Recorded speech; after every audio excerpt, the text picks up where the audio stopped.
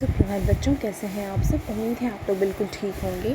तो पिछली क्लास में हमने तानसेन जी की शिक्षा के बारे में पढ़ा था, उनके एडुकेशन के बारे में पढ़ा था कि उनकी शिक्षा कहाँ से हुई, किन गुरु के अंडर वो रह के अपनी संगीत की शिक्षा पूरी किए थे, कंप्लीट किए थे, और उन्होंने क्या क्या अपने संगीत की दिशा में क्या क्या उन्होंने हासिल किया, इसके बारे में जाना था।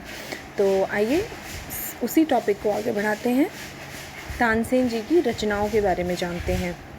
उन्होंने क्या क्या रचनाएं की हैं, उन्होंने क्या क्या किन किन रागों के रचयिता रहे हैं, और क्या क्या उन्होंने राग और ये सारी चीज़ें बनाई हैं, उनके बारे में आज हम पढ़ेंगे। मुझे उम्मीद है कि आप समझ पा रहे होंगे, आपको समझने में परेशानी नहीं हो रही होगी।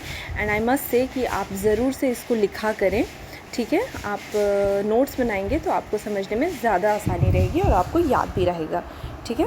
तो चलिए स्टार्ट करते हैं। तानसेन ने अनेक रागों की रचनाएं की, जैसे दरबारी कांडरा, मियाँ की सारंग, मियाँ की तोड़ी, मियाँ मल्हार आदि।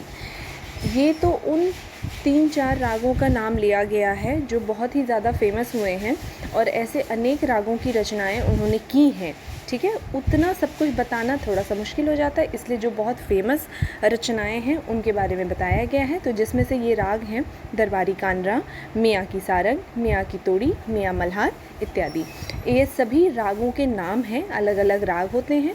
और राग बेसिकली जब क्लासिकल म्यूज़िक आप पढ़ोगे, सीखोगे, उसमें आपको हर ईयर में, यानी कि जितने सालों का ये कोर्स किया जाता है, हर ईयर में कुछ ना कुछ राग पढ़ने पड़ते हैं एज अ चैप्टर वाइज, ठीक है।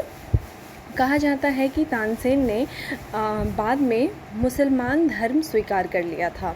उसने ऐसा क्यों किया था यह साफ नहीं हो पाया है।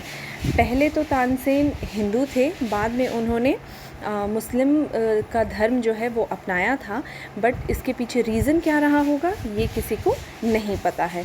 सन 1586 ईस्वी में दिल्ली में तानसेन की मृत्यु हो गई और ग्वालियर में गुलाम गौस की कब्र के पास ही उनकी समाधि बनाई गई। उनकी डेथ एनिवर्सरी थी 1586, ठीक है, ईयर जिसमें उनकी डेथ हो गई थी, दिल्ली में ही हुई थी उनकी डेथ।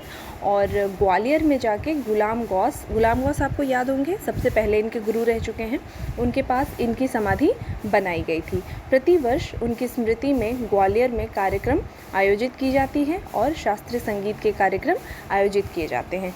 यानी कि उनकी याद में, उनके यादों को ज़िंदा रखने के लिए उनकी समाधि पर हर एक साल गाने बजाने का आयोजन होता है, जहां उनके कुछ गीत और रचनाएं दोबारा से दोहराई जाती हैं और इस तरीके से उनको श्रद्धांजलि दी जाती है। अगली क्लास में अगले टॉपिक के साथ मिलेंगे, तब तक अपना ख्याल रखें। धन्यवाद।